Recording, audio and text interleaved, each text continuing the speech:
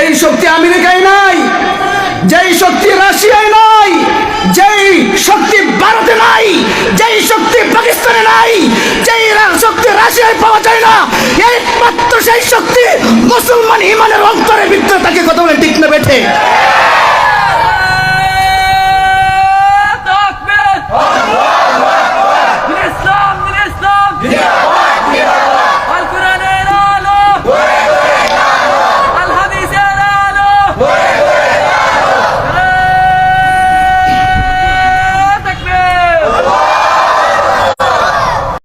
জিনিসকে বুকে ধারণ করলে কোনোদিন ভয় পায় না, সেটা কি? আল্লাহ। জোরে বলেন, আরো জোরে, আরো জোরে।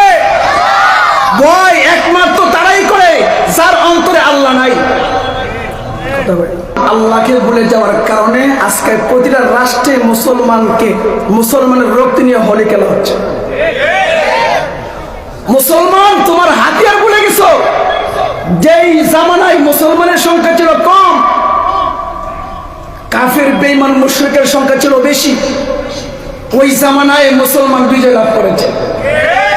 কথা বলি, আল্লামা কাজী সালাউদ্দিন আইয়ুবী রহমতুল্লাহি আলাইহি যুদ্ধের ময়দানে চলে গেলেন মাত্র 500 সৈনিকে। কতজন? মোকাবেলায় 1000 সৈনিক। তাদের সাথে অস্ত্র আছে, যুদ্ধের অস্ত্র আছে, তাদের সাথে রকেট আছে, তাদের সাথে যুদ্ধের ঘোড়া আছে, তাদের কাছে তলোয়ার আছে। মুসলমান 2 জন মিলে একটা তলোয়ার, 3 জন মিলে একটা ঘোড়া। মুসলমানের সংখ্যা কম, হাতিয়ারের সংখ্যা কম, সৈনিকের সংখ্যা কম, কাফের সৈনিকের সংখ্যা বেশি, হাতিয়ারের সংখ্যা বেশি। যুদ্ধ করতে করতে এমন এক সময় আকাশের দিকে তাকিয়ে দেখে ওদিকে সূর্য পশ্চিম দিকে ডুবে যাবে অবস্থা, আসরের নামাজ কাজা হয়ে যাবে। আল্লামা কাজী সালাউদ্দিন আইয়ুবী রহমতুল্লাহি আলাইহি ডাক দিয়ে বলেন, এ নবীর সৈনিকেরা, কাতার সোজা করো, আসরের নামাজ কাজা হয়ে যাবে। এই মুহূর্তে আমাদেরকে আসরের নামাজ জামাতের সাথে আদায় করতে হবে।